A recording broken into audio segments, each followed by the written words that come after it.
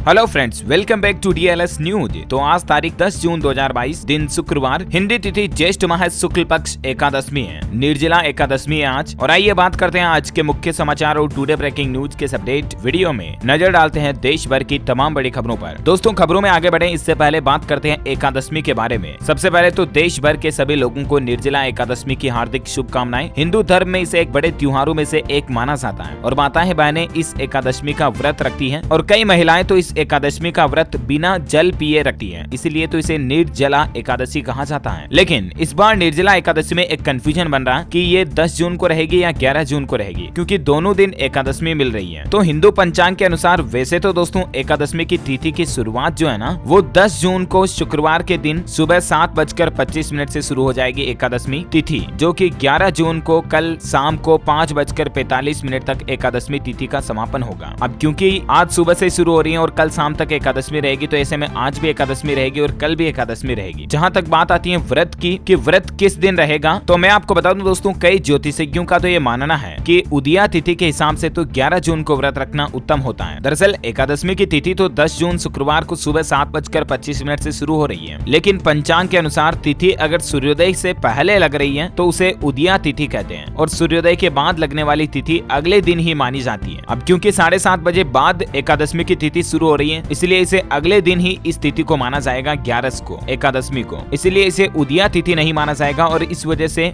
व्रत उदया तिथि 11 जून को रखना ही उत्तम होगा। लेकिन कई सारे ज्योतिषज्ञों और पंडितों का ये भी कहना है कि माताएं बहनें सुबह 7:30 बजे बाद एकादशमी की तिथि शुरू हो जाएगी तो 10 जून को भी व्रत रख सकती है। ऐसा में डिपेंड करता है, आप किसी भी तिथि को व्रत रख सकती हैं अपनी श्रद्धा के अनुसार। दोनों ही अच्छी और शुभ है, क्योंकि दोनों ही दिन एकादशमी तो है ही। अच्छा, एकादशमी पर भगवान श्री विष्णु जी की पूजा की जाती है। पूजा के शुभ मुहूर्त की अगर बात करें तो 10 जून को अभिजीत मुहूर्त रहेगा। सुबह 11:59 से शुरू होगा, जो कि दोपहर 12:53 तक रहेगा। इस अभिजीत मुहूर्त में अगर माताएं बहनें पूजा करती हैं तो अति उत्तम माना जाता है इसको। वहीं दोस्तों 11 जून शनिवार को शुभ मुहूर्त की बात करें तो सुबह 7:30 से 9 बजे तक चौगड़िए के मुताबिक शुभ मुहूर्त रहेगा और दिन में दोपहर 1:30 बजे से 3 बजे तक भी लाभ मुहूर्त रहेगा। इस दरमियान भी माताएं बहनें अपने व्रत का पालन कर सकती हैं और भगवान विष्णु की पूजा कर सकती हैं। शिव योग भी रहेगा 11 जून को शाम 8:46 से 12 जून शाम 5:27 तक। इस दरमियान भी माताएं बहनें पूजा कर सकती हैं, है ना। तो ये निर्जला एकादशी के शुभ मुहूर्त के बारे में भी उम्मीद आपको जानकारी मिली होगी। और भी दोस्तों निर्जला एकादशी से संबंधित कई सारी महत्वपूर्ण बातें हैं, जैसे एकादशी की व्रत पूजा विधि क्या रहेगी, आज के दिन आपको कई सारे काम नहीं करने चाहिए। इन सब की जानकारियां मैंने DLS न्यूज के ऊपर मॉर्निंग में अभी एक अलग से वीडियो में डाल दी है, तो आप हमारे चैनल के ऊपर जाकर के चेक कर लीजिएगा। ओके, चलिए आगे बढ़ते हैं आज की बड़ी खबरों की तरफ। देखिए, बैंक कर्मचारियों को लेकर बड़ी खबर आ रही है। 5 डे वीक की मांग को लेकर 27 जून को हड़ताल करेंगे बैंक कर्मचारी और इस वजह से 3 दिन लगातार बैंक बंद रहेंगे। दरअसल दोस्तों हमारे देश के सभी बैंकों का जो यूनियन है, United forum of bank union UFBU, वो लंबे समय से मांग कर रहा है कि बैंकों में 5 दिन का ही सप्ताह रहे, यानी कि वर्किंग डे 5 ही रहे।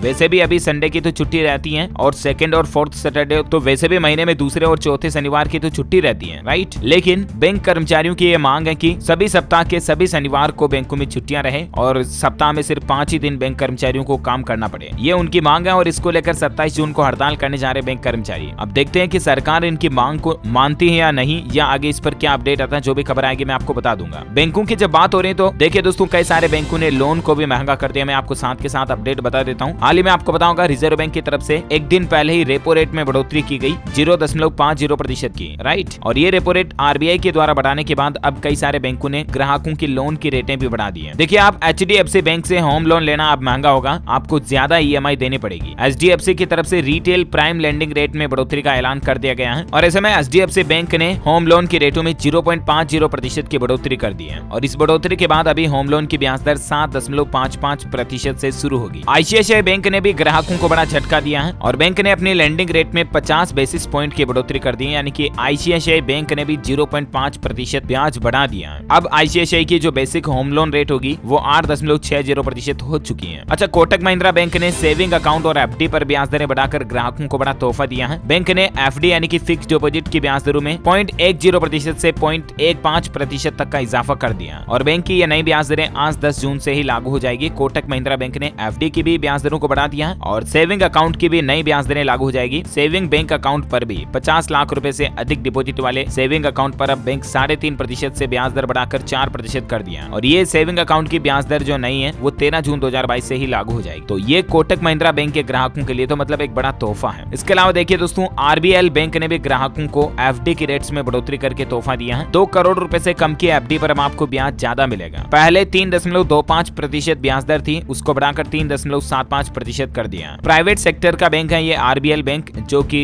रत्नाकर बैंक के नाम से भी जाना जाता है ना। चलिए अगली बड़ी खबर देखिए, देश को 21 जुलाई को मिलेंगे नए राष्ट्रपति। चुनाव आयोग की तरफ से 18 जुलाई को वोटिंग का ऐलान कर दिया गया। हमारे देश के जो अभी तत्कालीन राष्ट्रपति हैं माननीय श्री रामनाथ कोविंद जी, उनका कार्यकाल अब समाप्त हो रहा है और चुनाव आयोग की तरफ से राष्ट्रपति के चुनाव की तारीखों का ऐलान कर दिया। चुनाव आयोग का कहना है कि 18 जुलाई को वोटिंग होगी और 21 जुलाई को नतीजे आएंगे। और इस बार राष्ट्रपति के चुनाव को पूरी तरह से ट्रांसपेरेंट रखने के लिए पूरे इलेक्शन की पूरे प्रोसेस की वीडियोग्राफी भी होगी। तो देखते हैं 21 जुलाई को आखिर देश के नए राष्ट्रपति के रूप में कौन नियुक्त होता है। वैसे आपको क्या लगता है कि देश का नया राष्ट्रपति कौन होना चाहिए आपके हिसाब से? कमेंट करके बताइएगा जरूर। अच्छा अगली बड़ी खबर देखिए, तेल खरीदना अब महंगा होगा। रूस से अब भारत को डिस्काउंट में नहीं मिलेगा कच्चा तेल और इस वजह से भारत में पेट्रोल और डीजल और भी ज्यादा महंगे हो सकते हैं। रूस का कहना है कि अब उसके पास और एक्स्ट्रा तेल नहीं है और अब भारत को छूट में जो इतने दिन रूस कच्चा तेल दे रहा था ना, क्रूड ऑयल, वो अब छूट में नहीं मिलेगा। तो इस वजह से हो सकता है कि आने वाले 1-2 सप्ताह में आपको पेट्रोल डीजल में एक बार फिर से बढ़ोतरी देखने को मिल सकती है। चलिए अगला अपडेट देखिए, बायोटेक स्टार्टअप एक्सपो में देश के प्रधानमंत्री नरेंद्र मोदी उद्घाटन के दौरान बोले कि भारत बायोटेक के ग्लोबल इकोसिस्टम में टॉप 10 देशों में पहुंचने से ज्यादा दूर नहीं है। दरअसल राजधानी दिल्ली के प्रगति मैदान में प्रधानमंत्री नरेंद्र मोदी ने बायोटेक स्टार्टअप एक्सपो 2022 का उद्घाटन किया और इस अवसर पर पीएम का कहना है कि बीते 8 साल में भारत की बायो इकोनॉमी 8 गुना बढ़ गई है। 10 अरब डॉलर से बढ़कर हम 80 अरब डॉलर तक पहुंच चुके हैं और ये हमारे भारत के लिए बड़े ही गौरव की बात है। और जल्द ही हमारा भारत बायोटेक के ग्लोबल इकोसिस्टम में टॉप 10 देशों की लिस्ट में पहुंचने से भी ज्यादा दूर नहीं है। 5000 से भी ज्यादा स्टार्टअप बायोटेक सेक्टर से जुड़े हुए हैं। भारत के विकास को लेकर अच्छी बात है, राइट। अच्छा भारत को गर्व करने वाली एक और खबर देखिए दोस्तों, IMF ने भारतीय अर्थशास्त्री कृष्णा श्रीनिवासन को नियुक्त किया APD का निदेशक। 22 जून को ये कमान संभालेंगे। IMF बोले तो इंटरनेशनल मॉनेटरी फंड यानी अंतर्राष्ट्रीय मुद्रा कोष की प्रबंध निदेशक क्रिस्टालिना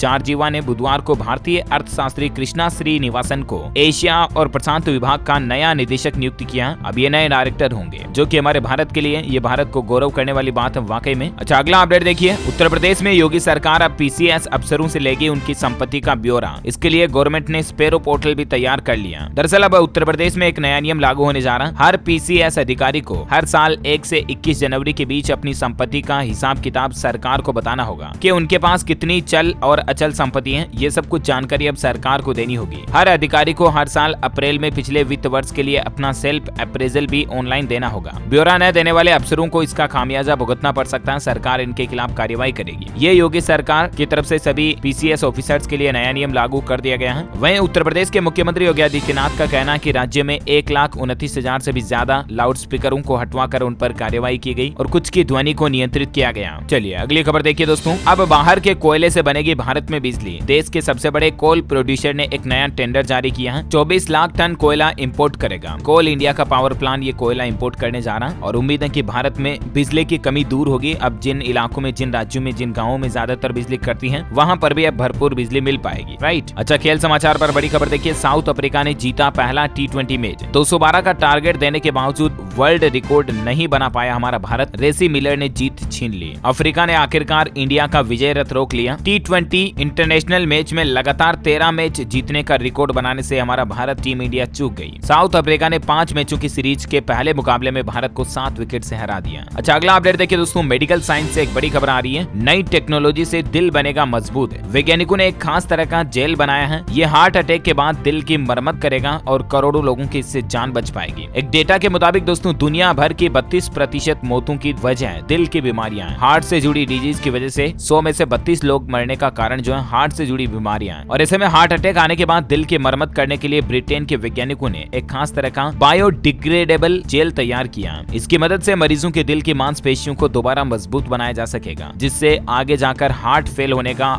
या हार्ट अटैक दोबारा आने का खतरा भी कम होगा। इस रिसर्च पर यूनिवर्सिटी ऑफ मैनचेस्टर और ब्रिटिश हार्ट फाउंडेशन ने मिलकर काम किया है और उम्मीद है कि बहुत जल्द मेडिकल साइंस में ये वैज्ञानिकों की खोज चमत्कार की तरह काम करेगी और करोड़ों लाखों लोगों की जिंदगियां बचाने में कारगर साबित होगी। अच्छा अगला अपडेट देखिए, झारखंड के 60,000 पुलिस कर्मियों के लिए खुशखबरी है। झारखंड के मुख्यमंत्री हेमंत सोरेन सरकार की तरफ से पुलिस कर्मचारियों के लिए क्षतिपूर्ति अवकाश को मंजूरी दे दी है। अब पुलिस कर्मचारी कर्मचारियों को झारखंड राज्य में एक साल में 20 दिनों का क्षतिपूर्ति अवकाश दिया जाएगा। इसका आदेश भेज दिया गया है और कैबिनेट की अगली बैठक में सरकार इस आदेश पर मुहर भी लगा सकती है। क्षतिपूर्ति अवकाश बोले तो कंपेंसेशन लीव है ना। और अगला अपडेट देखिए, मध्य प्रदेश में सोयाबीन बीज पर मिलेगा 2000 रुपए का अनुदान और बाकी सभी फसलों की भी बीज की रेटें तय कर दी है सरकार ने। 15 जून के बाद खरीफ फसलों की बोवनी का काम शुरू हो जाएगा और राज्य सरकार ने 25 लाख क्विंटल प्रमाणित बीज का इंतजाम भी कर लिया। इस बार सोयाबीन का प्रमाणित बीज 8100 रुपए प्रति क्विंटल की दर से दिया जाएगा। इस पर 2000 रुपए का अनुदान भी किसान भाई लोगों को सरकार की तरफ से मिलेगा, है ना। तो ये एमपी के किसानों के लिए बड़ी राहत की बात है। इसके अलावा भी कौन कौन से बीज की रेट क्या होगी जिसकी डिटेल्स भी आप स्क्रीन पर देख सकते हैं। अच्छा, वहीं देखिए, प्रधानमंत्री नरेंद्र मोदी आज शुक्रवार को गुजरात में करेंगे 3050 करोड़ रुपए की परियोजनाओं का उद्घाटन और शिलान्यास। आज देश के पीएम गुजरात जाएंगे और विधानसभा चुनाव से पहले ये राज्य को बड़ा तोहफा देंगे। यहाँ 7 अलग अलग तरह की योजनाओं का लोकार्पण करेंगे, 12 योजनाओं का शिलान्यास और 14 योजनाओं का भूमि पूजन भी पीएम करेंगे। ये गुजरात राज्य के लोगों के लिए बड़ी अच्छी बात है। वहीं देखिए दोस्तों, हरियाणा सरकार ने पेंशन योजनाओं के नियमों में कुछ बदलाव किया है और अब इन शर्तों पर मिलेगा पेंशन का लाभ। दरअसल हरियाणा में अब उन्हीं लोगों को पेंशन का लाभ मिल पाएगा जिसमें 15 साल से स्थायी निवासी लोग बाग जो हरियाणा के हैं, जो 15 साल से हरियाणा राज्य में रह रहे हैं, एक तो उन्हीं लोगों को अब पेंशन का लाभ मिलेगा। जबकि इससे पहले 5 साल रहने वालों को ही पेंशन की सुविधा शुरू कर दी जाती थी, लेकिन राज्य सरकार ने इस नियम में बदलाव कर दिया। इसके अलावा भी अलग अलग तरह की पेंशन, महिलाओं को मिलने वाली दिव्यांग पेंशन, स्कूल न जाने वाले दिव्यांग बच्चों को वित्तीय सहायता जो देती है सरकार, उस पर भी कुछ बदलाव को लेकर डिटेल्स आप देख सकते हैं। अच्छा, खबरों का सिलसिला अभी जारी रहेगा, कुछ और महत्वपूर्ण और काम की खबरों की बातचीत करेंगे दोस्तों, लेकिन फिलहाल आज के मौसम अपडेट देख लेते हैं। देखिए, मौसम विभाग ने अलर्ट जारी करते हुए कहा कि देश भर के इन राज्यों में अगले 5 दिन मूसलाधार बारिश होगी। मौसम विभाग का कहना है कि अरुणाचल प्रदेश, असम, मेघालय में भी भारी बारिश की चेतावनी है और मुंबई में भी अब मानसून का इंतजार खत्म होगा। महाराष्ट्र राज्य में 2 दिनों बाद मानसूनी बारिश की शुरुआत हो जाएगी। 15 जून के बाद उत्तर प्रदेश, मध्य प्रदेश और दिल्ली भी पहुंच जाएगा मानसून। बिहार में भी 15 जून से झमाझम बारिश की शुरुआत हो जाएगी। एक सप्ताह में पटना पहुंच जाएगा मानसून। वहीं राजस्थान में प्री मानसून की बारिश की चेतावनी है। 11 से 13 जून तक कोटा, उदयपुर सहित 12 जिलों में ओले गिरने का अलर्ट भी जारी किया गया है मौसम विभाग की तरफ से।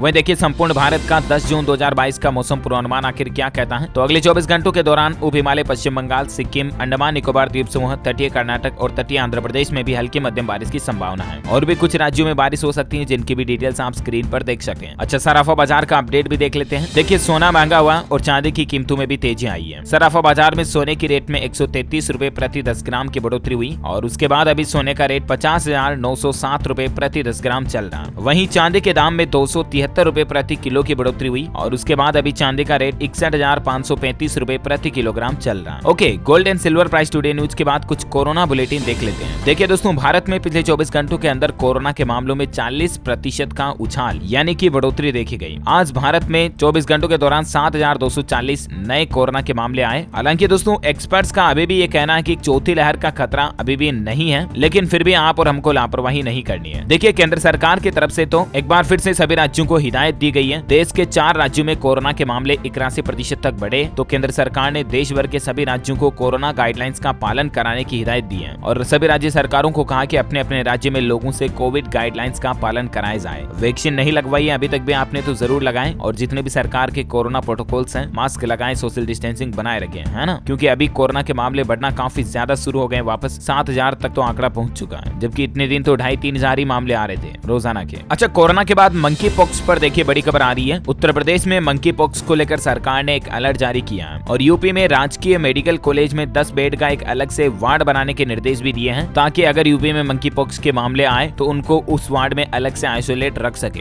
मंकी पॉक्स के मरीजों के लिए 10 बेड के वार्ड बनेंगे। उत्तर प्रदेश के सभी मेडिकल कॉलेजों को इलाज की तैयारी के निर्देश भी दिए हैं और यूपी सरकार का कहना है कि अगर किसी में भी मंकी पॉक्स के लक्षण मिले तो तुरंत प्रशासन को भी सूचना देना जरूरी होगा। सीएम योगी आदित्यनाथ ने कहा कि मंकी पॉक्स को लेकर लोगों को जागरूक करें, इसके क्या लक्षण है, बचाव के उपाय क्या हैं, इसके बारे में भी जनता को बताएं। मैंने भी आपको डीएलएस न्यूज के ऊपर वीडियो में बताया था अभी कुछ दिनों पहले ही मंकी पॉक्स के क्या क्या सिम्टम्स हैं और किस तरह से आप इसका बचाव कर सकते हैं। वैसे मंकी पॉक्स के 5 बड़े लक्षण देख लीजिए आप। स्किन के ऊपर छाले, रेशेज पड़ जाते हैं, बुखार आती है, सिर दर्द रहता है, पीठ में तेज दर्द होता है, मांसपेशियों में दर्द होता है और अक्सर थकान महसूस होती है, कमजोरी महसूस होती है। ये सामान्य लक्षण है मंकी पॉक्स के। अगर ये सिम्टम्स आप में भी या आपके घर वालों में किसी में काफी लंबे दिनों से दिख रहे हैं तो तुरंत आप डॉक्टर से चेकअप करवाएं। ये भी संक्रामक बीमारी है, एक मरीज से दूसरे मरीज में आसानी से फैल जाती है। इंसानों में आंख, नाक, मुंह छींकने, बात करने से भी, थूकने से भी फैल सकती है, कोरोना की ही तरह। तो इसीलिए जितना बचाव जरूरी होगा उतना ही बेहतर होगा। दुनिया भर के अभी तक 29 देशों में मंकी पॉक्स वायरस फैल फैल चुका है और अब तो महिलाओं में भी इसके मामले सामने आना शुरू हो गए हैं। तो आप जरूर सावधान रहें, सतर्क रहें। ओके, कुछ एजुकेशनल अपडेट्स देखिए दोस्तों। आज जारी होगा पश्चिम बंगाल के 12वीं बोर्ड का रिजल्ट।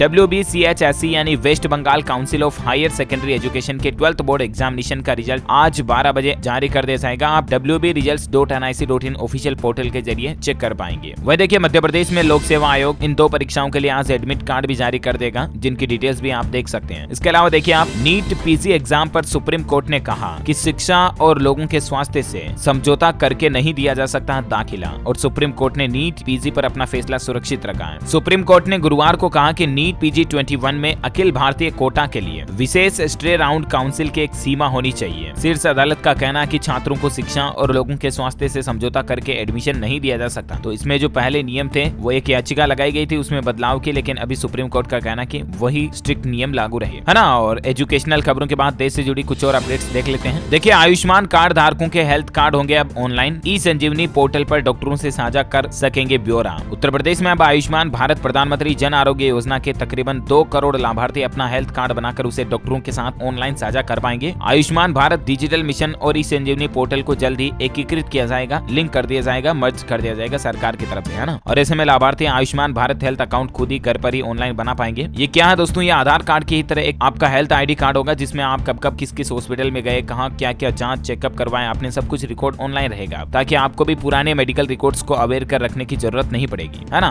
देश भर में सरकार इस तरह की सुविधा शुरू करने जा रही है। अच्छा वही देखिए राजस्थान में अब स्टेट हाईवे पर भी फास्टैग से कटेगा टोल टैक्स। सबसे पहले 2 बूथ से इसकी शुरुआत होगी। राजस्थान सरकार का कहना है कि जल्द ही राज्य में इस तरह की सुविधा शुरू की जाएगी। साथ ही देखिए रेलवे के NTPC एग्जाम के लिए 2 स्पेशल ट्रेनें चलेगी। दिल्ली से मुंबई और जोधपुर के लिए चलेगी स्पेशल ट्रेन, जो कि अलवर, जयपुर और अजमेर से होकर जाएगी गाड़ी। रेलवे की ओर से 10 और 11 जून को ये 2 स्पेशल ट्रेनें के चलाने का निर्णय लिया गया। अच्छा राजधानी दिल्ली के लाखों लोगों के लिए अच्छी गुड न्यूज आ रही है। अब किस्तों में भी आप बिजली बिल का भुगतान कर पाएंगे। देश के राजधानी दिल्ली में लोगों को अब ये सुविधा मिलेगी। हाल ही में आपको पता होगा एक और राज्य की तरफ से भी इस तरह की सुविधा शुरू की गई थी, मैंने आपको बताया था। अब दिल्ली में भी बिजली वितरण कंपनी डिस्कॉम बॉम्बे सब अर्बन इलेक्ट्रिक सप्लाई जो है उसने ये सुविधा ग्राहकों को उपलब्ध कराई है। मतलब अगर आपका 3000 का बिल है तो आप हजार रुपए की 3 किस्तों के रूप में करके अपने बिजली बिल को पे कर पाएंगे, भुगतान कर पाएंगे, है ना। दिल्ली में आपको ये फैसिलिटी मिलेगी। अच्छा अमरनाथ यात्रा पर जाने वाले श्रद्धालुओं को सरकार ने बड़ा तोहफा दिया, अब हेलीकॉप्टर की सेवा भी मिलेगी। दरअसल अमरनाथ यात्रियों की सहूलियत बढ़ेगी इससे। अब श्रीनगर से ही अमरनाथ तक आपको हेलीकॉप्टर की सेवा मिल जाएगी। अभी पहलगाम और बालटाल से मिलती है, लेकिन अब जल्द ही श्रीनगर से इसकी शुरुआत हो जाएगी। वह देखिए 15 जून से दिल्ली एयरपोर्ट पर जाएंगी सरकारी बसें। अमृतसर से 1 और जालंधर लुधियाना से 6 गाड़ियों की ऑनलाइन बुकिंग शुरू हो चुकी है। 16 जून से दिल्ली से पंजाब के लिए रवाना होगी बसें। पंजाब ट्रांसपोर्ट विभाग 15 जून से दिल्ली एयरपोर्ट के लिए बसों की ये नई सेवाएं शुरू करने जा रहा। अच्छा रिजर्व बैंक इस तरह की भी बड़ी तैयारी कर रहा है। डिजिटल लोन देने वाले जो भी प्लेटफॉर्म है ना, उनके लिए अब सरकार और रिजर्व बैंक मिलकर सख्त नियम बनाएंगे, क्योंकि हालिया में कई तरह के ऐसे केस देखे गए कि कई सारी ऑनलाइन कंपनियां डिजिटल ही ग्राहकों को लोन तो दे देती हैं अपने मोबाइल एप्लीकेशन के जरिए, लेकिन फिर लोन पर बहुत ज्यादा ब्याज वगैरह वसूलती हैं और इसकी वजह से लोग बाग क्या की खुद की जान ले लेते हैं। तो ऐसी घटनाओं को देखते हुए RBI अब सख्त नियम लाने जा रहा है। ऑटोमोबाइल इंडस्ट्री से खबर आ रही है, वोक्सवैगन वर्चस 2022 मॉडल लॉन्च हो चुका है। इसमें आपको 6 एयरबैग के साथ सेफ्टी मिलेगी, 8 स्पीकर साउंड सिस्टम भी होगा। इसकी शुरुआती कीमत 17,91,000 से शुरू हो रही है। अच्छा अगर आप भी विदेश में घूमने का प्लान बना रहे दोस्तों, तो IRCTC एक नया टूर पैकेज लेकर आया है। 21 जून से पहले आप भी बुक कर सकते हैं इस टूर के लिए, और इस टूर में आपको नेपाल के तीर्थ स्थल घुमाएगा रेलवे IRCTC, है ना। ये ट्रेन अयोध्या, बक्सर, जनकपुर, सीतामढ़ी, काशी, प्रयाग, चित्रकूट, नासिक, रामेश्वर, कांचीपुरम इन तीर्थ स्थलों के दर्शन करवाएगी आपको। इसके अलावा रेलवे ने एक और टूर पैकेज भी निकाला है IRCTC की तरफ से, मिनी स्विट्जरलैंड घूमने का भी मौका आपको। लखनऊ से लेकर अमृतसर, डलहौजी और धर्मशाला का सफर आप कर पाएंगे। इस टूर पैकेज में अमृतसर का गोल्डन टेम्पल भी दिखाया जाएगा आपको। डलहौजी में शानदार हिल स्टेशन और धर्मशाला का आनंद उठा पाएंगे। 6 रात और 7 दिन का ये टूर पैकेज होगा।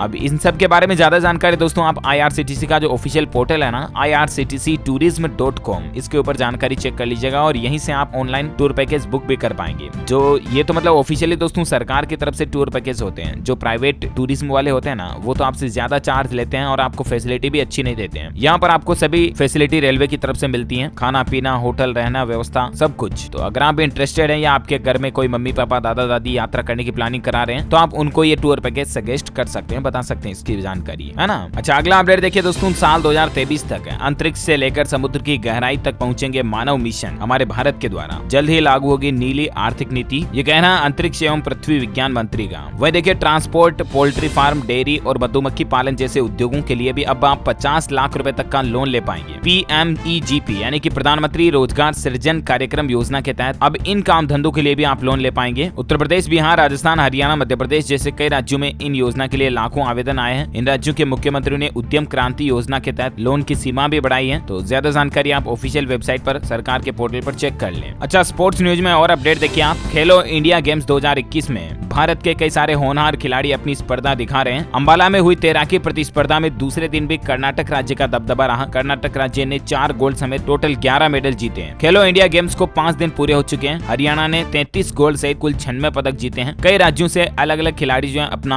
हुनर दिखा रहे हैं। वही देखिए, राजस्थान में 65,000 से ज्यादा पदों पर होगी भर्तियां। कर्मचारी चयन बोर्ड में संशोधित कैलेंडर जारी कर दिया गया। 70 लाख कैंडिडेट्स इसमें शामिल होंगे। जानकारी आप देख सकते हैं अलग अलग परीक्षाओं के टाइम और शेड्यूल की। अच्छा, यूपी में एक और नया नियम लागू करने जा रही योगी सरकार। शादी विवाह में वाहन के परमिट के लिए अब आपको भटकना नहीं पड़ेगा। जी हाँ, दरअसल उत्तर प्रदेश के मुख्यमंत्री योगी आदित्यनाथ सरकार ने शादी ब्याह सहित अन्य कार्यों के लिए वाहन के अल्पकालिक परमिट बनवाने के लिए, मतलब कुछ ही दिनों का अगर आपको परमिट चाहिए ना, तो इसके लिए ऑनलाइन फैसिलिटी शुरू कर दी है। 7 दिनों तक के वाहनों के लिए परमिट अब ऑनलाइन आवेदन करने पर स्व स्वीकृत हो जाएंगे। यानी अब आपको RTO या ARTO को चक्कर लगाने की जरूरत नहीं पड़ेगी। इसके लिए गवर्नमेंट ने ऑनलाइन सुविधा शुरू कर दी है। परिवहन.gov.in पोर्टल पर जाकर के आप इस फैसिलिटी का फायदा ले पाएंगे, है ना। और वहीं देखिए दोस्तों, गुजरात में एक लड़की ने अनोखी शादी की। अकेले लिए 7 फेरे क्योंकि दुल्हा भी वही थी। गुजराती लड़की ने खुद अपनी मांग भरी। पंडित नहीं आया तो मोबाइल पर मंत्र चला करके शादी कर ली। देश में इस तरह का पहला और अजीब तरह का विवाह का मामला देखा गया, जिसमें शादी में मात्र अकेली शख्स थी ये लड़की। यानी कि इस लड़की ने खुद से शादी की है। 24 साल की है। गुजरात के वडोदरा की रहने वाली क्षमा बिंदु इनका नाम है। इसकी शादी को लेकर देश में कई तरह का विवाद भी हुआ और कई लोगों ने अलग अलग तरह की अपनी राय भी दी, लेकिन आखिरकार इस लड़की ने खुद से शादी कर ही ली है। इसकी शादी में इसके कुछ खास दोस्त शामिल हुए, क्योंकि इस तरह की शादी को हर कोई स्वीकार नहीं कर रहा था, इसलिए ज्यादा लोग आए नहीं। इनका कहना है कि मैं कभी शादी नहीं करना चाहती थी, लेकिन दुल्हन बनना चाहती थी, इसलिए मैंने आत्म विवाह किया, खुद से शादी करने का फैसला किया। ये हमारे देश भारत में सेल्फ लव का एक उदाहरण सेट करने वाली पहली लड़की बन चुकी है। खैर, जब अब इन्होंने शादी कर ही ली है तो मेनी कांग्रेस हमारी तरफ से भी इनको। अच्छा, अगला अपडेट देखिए दोस्तों, इस राज्य में 40% तक सस्ती मिलेगी शराब। 1 जुलाई से ही नई शराब की आबकारी नीति लागू होने जा रही है। पंजाब में अब शराब सस्ती होने जा रही है। पंजाब के आम आदमी पार्टी वाले मुख्यमंत्री भगवंत मान सरकार की तरफ से शराब पर एक्साइज ड्यूटी को घटाने का प्लान बनाया जा रहा है और अब पंजाब में 30 से 40% तक शराब सस्ती हो सकती है 1 जुलाई से, है ना। ओके दोस्तों, तो इसी कड़ी में आज दिन भर की तमाम बड़ी खबरें, मुख्य समाचार, टुडे ब्रेकिंग न्यूज का अपडेट वीडियो यही फिनिश होता है। और हाँ, आप मुझे कमेंट करके बताइए दोस्तों कि भारत के द्वारा चांद पर भेजे गए किसी एक मिशन का नाम बताइए। जो इसरो के द्वारा चांद पर भेजने के लिए मिशन आयोजित किया गया, उस यान का नाम बताइए आप। जो लोग इस सवाल का सही जवाब इस वीडियो के नीचे कमेंट बॉक्स में देंगे ना, वो रैंडमली सेलेक्ट होने पर आप हमारी DLS न्यूज टीम की तरफ से जीत सकते हैं एक शानदार सरप्राइज गिफ्ट है, जो कि गिव अवे के रूप में आप तक पहुंचा दिया जाएगा। इसी के साथ ही अगर आपको वीडियो अच्छा लगा तो इसे लाइक करना और शेयर भी करना अपने दोस्तों के साथ फेसबुक और व्हाट्सएप पर। हमारे चैनल DLS न्यूज को सब्सक्राइब करके बेल आइकन भी जरूर दबा दीजिएगा। Thank you, take care, good bye, जय हिंद, जय भारत, वंदे मातरम।